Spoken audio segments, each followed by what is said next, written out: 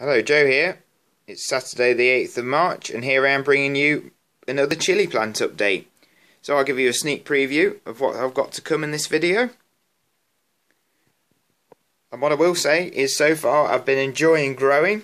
Out of the 36 seeds I've planted, 32 germinated, which is a very good rate. And I would recommend using this method over using the Jiffy pellets, as the moisture has been much easier to control in this pot, especially using the vermiculite. I found that that's helped germination.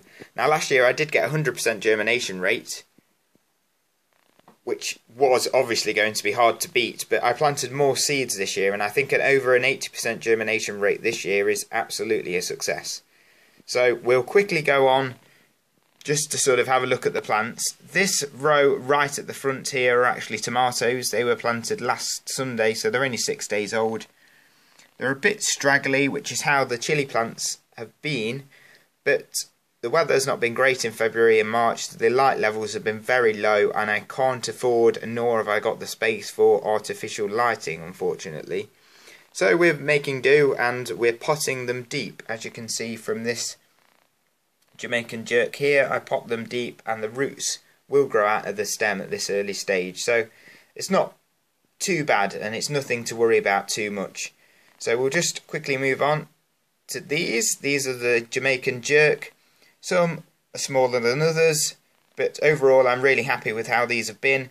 You can tell with this style leaf that they're a habanero, Scotch bonnet style variety, and their individual characteristics are coming out.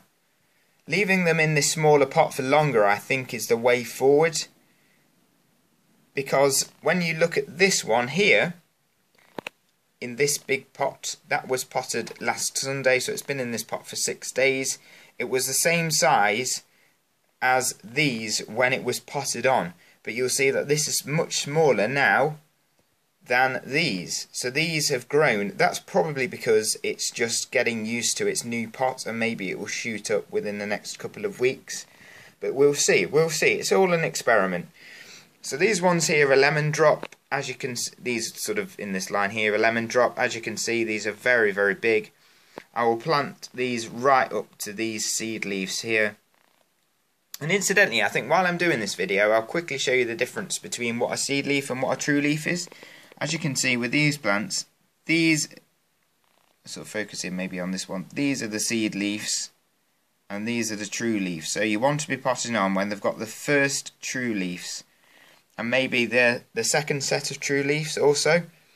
I would at least leave it until the first set of true leaves, and ideally till the second up to the fourth or fifth true leaves before you pot them on. These are potted on into 4-inch pots, and I found that this is probably the ideal size. Last year I went from 3-inch to 5-inch, and this year I'm going to leave them in the 4-inch and then pot them on into much bigger pots from there. I think that will minimise the root disturbance and be much better for the chilies as a whole. So this is an unheated propagator, and what I've done with this one is put the best plants in here, which will hopefully give them the best chance of survival. So these first two here are purple haze, and you can see from the leaves they're already starting to go purple, which is beautiful. This one is a lemon drop,